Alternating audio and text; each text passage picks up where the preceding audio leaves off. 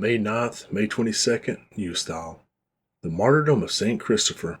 About this renowned martyr, something strange and extraordinary is told, as if he had a dog's head and came from a land of cannibals. When he was taken prisoner in war by a certain commander, he did not possess the gift of human speech. He prayed to God, and the Lord sent an angel to him, who said to him, "Take courage, Reprobus." Such was his first name, and then touched his lips, granting him the ability to speak. When he arrived in a certain city, he began to expose those who persecuted Christians. For this, a certain Bacchus beat him, but in response, Christopher told Bacchus that he accepted his beatings with humility only for the sake of Christ's commandments, and if he yielded to anger, neither Bacchus himself, nor even the power of the emperor, which he would render null, could withstand. Soon 200 soldiers were sent after him to bring him to the emperor, and as they journeyed, the soldiers ran out of bread on the way, but Christopher multiplied it abundantly. This great miracle astonished the soldiers, and they believed in Christ and were baptized by the bishop of Antioch, the holy hieromartyr Babylas, together with a saint. Instead of Reprobus, the name Christopher was given to him.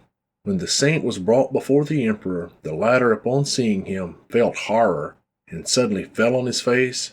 Then, coming to himself again, sought to make him renounce Christ, not by overt acts of violence, but by first changing his mood through cunning, and then persuading him with flattery to fulfill his will. For this purpose he ordered 2 women, prostitutes, beautiful in appearance and ready to engage in an illicit union, to approach the saint and instill in him various tempting thoughts, as was their custom, so that, prompted by sinful love for them, he would agree to renounce the faith in Christ and sacrifice to the pagan gods. But St. Christopher taught them about faith in Christ and turned them away from idolatry with his words. Upon returning to the emperor, they declared themselves Christians, for which they were subjected to cruel tortures, and having endured suffering for the sake of their faith in Christ, received the martyrs' crowns.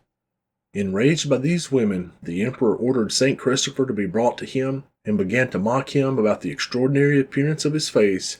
But the saint, in response, called him the vessel of the devil's deeds, for such was the meaning of the name of the emperor, Decius. After this, the emperor sentenced to death the 200 soldiers who were sent to bring St. Christopher to him, and who were baptized with him. As they came to the saint and openly bowed to him in front of the emperor, he ordered all of them to be beheaded and their bodies to be burned. But St. Christopher was ordered to be enclosed in a copper vessel, nailed with nails, and then heated. But when this was done, the saint remained unharmed. Experiencing no suffering from the fire or the nailing, he stood in the heated vessel as if in pleasant coolness. Many of those present thought that this was deception, but to the believers, the saint truthfully and joyfully recounted that during the torture he saw a man of very tall stature and beautiful appearance, dressed in white garments whose radiance surpassed the sun, and who had a shining crown on his head, surrounded by a multitude of warriors, with whom some black and foul-smelling Moors fought, trying to seize and drag him away. But this fearsome leader looked at them with anger, and with his gaze threw into confusion and struck all this hostile army, giving him the strength to endure the torture unharmed. Hearing such an account, and seeing the saint completely unharmed, many of the people believed in him and turned to Christ, and then they removed the saint from the heated vessel, for which they were cut down by the emperor's executioners. After this, St. Christopher was tied with a stone around his neck and thrown into a well, but an angel extracted him from there. Then they put on him a heated copper garment, and finally they cut off his head with a sword.